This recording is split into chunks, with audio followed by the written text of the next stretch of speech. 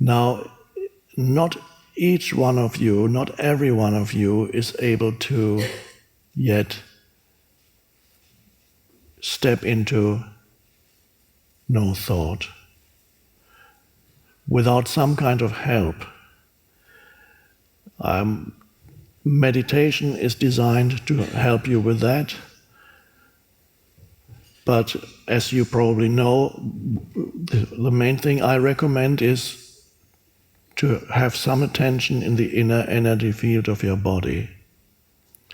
And that keeps thought at bay in a gentle, non-violent way, not willpower. It involves no willpower. So it involves just a decision that right now you would prefer to be alert and still and not be thinking.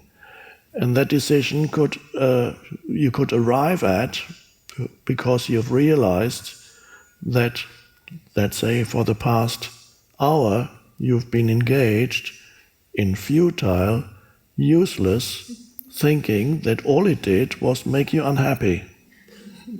And suddenly the awareness is there again that had been temporarily lost, and you say, what's all this futile thinking about? It's just making me unhappy, it has no point whatsoever. And then a decision comes to not to think, because you realize there is another dimension in you that is deeper than thinking. So okay, I'll rather be there than up there in the mind. And how can I get there? Because the mind will have its momentum. So unless your presence power, so to speak, is already quite developed, you may find it very hard to stop the momentum once it's started. To stop the momentum of thinking, there's an enormous pull, a gravitational pull behind it. And for some, if presence power is not yet that developed, you can say, I need to stop thinking, but I can't, because it goes on and on, and I can't stop it. It's like a river. You can't get out of this raging river. It drags you along. Just try, especially when you're stuck in a train of negative thinking, or fearful thinking, or angry thinking. You don't even want to get out, because you're so identified with the stream of thinking that your sense of self is in it, and you don't want to lose that sense of self. It's a fictitious sense of self, but it's a sense of self. And so you don't want to stop your train of angry thinking. You want more angry thinking. And if possible, you're looking for more feedback from others to reinforce your angry thinking. I need another argument. And after you've walked back out of the room, after a 1 hour argument, you walk back into the room because you haven't had enough. You need to talk to that person again. Oh, one more thing I want to tell you.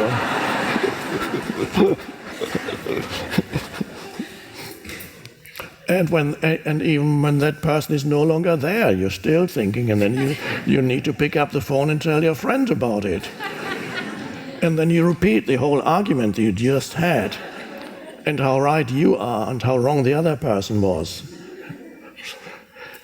And then when you hang up the phone, it still goes on in your head.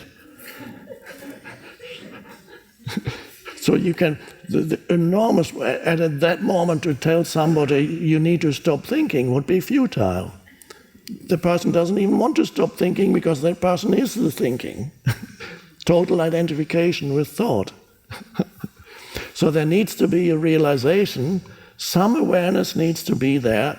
It's totally pointless to talk to anybody about stopping thinking without having at least some access to awareness, maybe not in the moment of enormously empowered thinking, empowered not in a good way, but the awareness needs to bear that what's going on inside me right now, and then at some point you might be able to realize what's happening to you.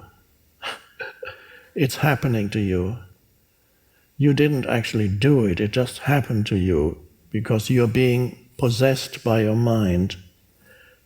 And then at some point you realize that there is a choice. You can actually Perhaps not when you're in the middle of it. At some point, a very strong mind stream subsides. You might get tired of it, and then it goes, and then finally you go, oops, oh. And then do I choose to carry on? Does it make me feel happy? No, it doesn't. I thought it did because it felt so good to be angry about that. But doesn't make you feel, the body doesn't really feel, if you asked your body, it would tell you this feels horrible. But of course, if you're not in touch with your body, you're only up here, you don't even know that. And then at some moments a choice comes in. And so at other moments the choice may come much more quickly because it's just the usual stream of futile, in the middle of the night you wake up, the usual stream of futile thinking, and then awareness comes in, there's a choice, and then a decision comes, and that decision is just no willpower, it's just a decision. I'd rather be still than not be thinking. And once you know that, then you can take your attention into the inner energy field of the body. That's your choice. Instead of giving more attention to your thinking, you just take your attention into the inner energy field of the body, and suddenly you feel the aliveness that pervades the entire body. And so you have taken consciousness away from the mind and put it in here, and you can't think that much anymore. You can't feel the body and be engaged in a lot of thinking. And if you really fully experience the aliveness in the inner body, the mind stops. And so that becomes an anchor for awareness, an anchor for presence. Even if you cannot feel the entire body, it would be enough to just go into your hands with your attention. Just take consciousness into your hands and feel the aliveness in your hands. That alone can take attention away from useless thinking, and you continue to feel, because that is part of experiencing the present moment, which actually feels quite good. It feels good to be alive.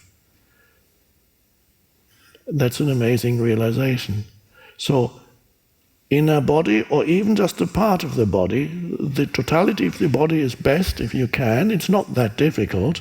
You start with one part, hands, and can I feel my feet also? Yeah, I can feel hands and feet. Can I feel my legs? Yeah, a little bit less, and then the totality of, oh, okay, got it. You might also notice that you're breathing then, which is the other way. It can be combined with body awareness, but breathing is the other way of taking attention away from the mind. The most ancient meditation method is breath awareness, because breath awareness takes attention away from thinking, but keeps you alert.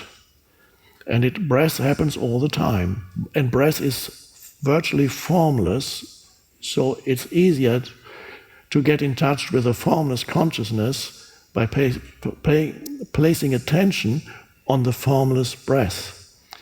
Other meditation objects are clearly defined in form. You can have an object that you focus on, you can have a mental object that you focus on, you can have a mantra that you focus on. Those can work too, but they are more clearly defined in form. The breath is a kind of, where's the breath? You can't say, here it is. It's semi-formless or formless. So to place attention on that, which can also automatically bring you in touch with the body, the in-breath, it's so beautiful to have attention on your breath and the out-breath. And immediately your mind becomes still. So you can either be thinking or can have your attention on your breathing, but you can't have both. The moment you think, you're not aware of your breath anymore. And that also really applies to the inner body. To have full attention in the inner body, you can't be thinking. So those two things, which are really closely linked, breath awareness, you can make it into a meditation, so you can sit in meditation, and then you can observe the ingoing and outgoing breaths. You can also observe the gaps between the ingoing and outgoing breaths. You breathe out, brief gap of nothingness, and then you start breathing in again, a brief gap of neither in nor out, and the cycle continues. I read somewhere that the Buddha said if you're aware of your breath for 1 hour, I don't know if they even had hours at the time, but if you're aware of your breath for 1 hour, you'll be completely enlightened. But if you lose it, you have to start from the beginning again. Just one thought coming in, okay, start all over.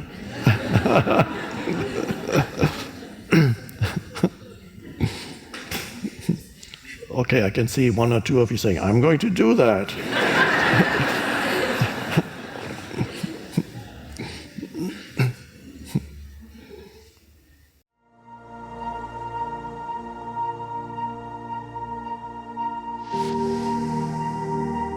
This mind-made sense of self is also much more focused on the negative than the positive.